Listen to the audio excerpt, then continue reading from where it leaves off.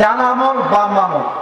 আল্লাহ বলছেন বান্দা ফামান ফাকুলাত মাওয়াজিনু ফাহুয়া ফি ঈশাতির রাদিয়া। তোর ডান আমল যদি একদম বেশি তা না, তোর ডান আমল যদি একটু উঠে যায় হালকা এক চুল পরিমাণ 1%, এটা ভারী হওয়ার সাথে সাথেই আমি আল্লাহ তোর জন্য জান্নাতের ফয়সালা করে দেব। এটা আমার কথা নয়। ফামান ফাকুলাত মাওয়াজিনু ফাহুয়া ফি ঈশাতির রাদিয়া, জান্নাতি হয়ে যাবেন একটা আমল বেড়ে গেলে। কিয়ামতের দিনে একজন বান্দা দাঁড়াবে, তার আমল হবে 50-50, 50-50। তার আমল লাগে আর কয়টা? বলেন না, লাগে কয়টা? সে ভাববে টেনশন নাই, বাপ তো এখানেই আছে। আব্বা যান একটা আমল দেন, একটা আমল দিলে আমি জান্নাতি। আব্বা বলবে তুই কে?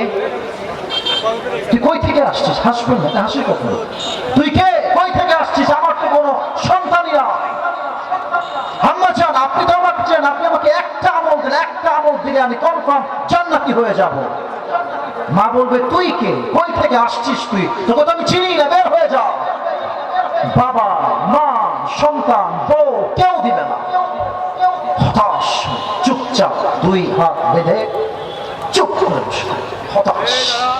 একটা আমল কেউ দিল না। একজন যুবক দৌড় দিয়ে আসবে, এই ভাই তোমার কি হয়েছে?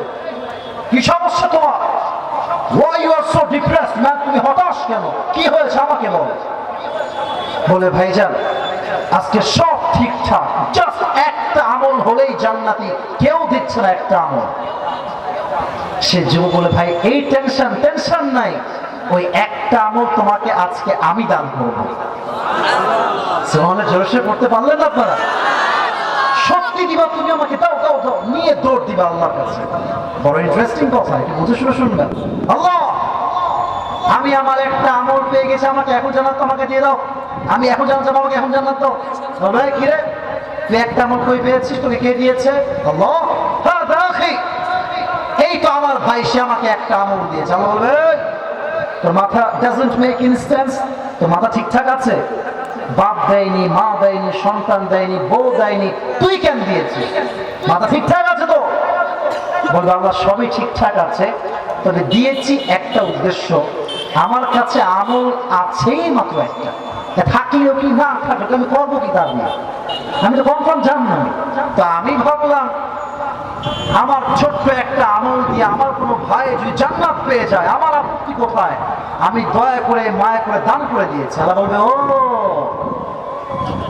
আচ্ছা, তুমি আমার চাইতে বেশি দয়াময় হতে চাও, তুমি আমার চাইতে বেশি মায়াময়? না না না না, আনার রহমান, আনার রহিম, I am the most merciful, I am the most gracious, I am the most kindful Lord.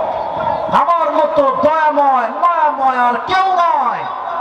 তোমাকে যে একটা আমল দিয়েছে, তুমি যে একটা আমল পেয়ে গিয়েছো, যাও তুমিও জান্নাত যাও। তবে তুমি একা যেও না, তোমাকে যে আজকে কিয়ামতের হিসাব দিবসে একটা আমল দিয়ে হেল্প করেছে, দয়ার হাত বাড়িয়ে দিয়েছে, তুমি একা জান্নাতে যেও না, তোমার ওই ভাইকে নিয়ে দুইজন একসঙ্গে জান্নাতে প্রবেশ করো। যাও, সুবহানাল্লাহ। হিসাব হবে সহজ। আম্মা মান থাকুলাত মাওয়াজিনু ফাহুয়া ফি ঈশাতির রাদিয়া।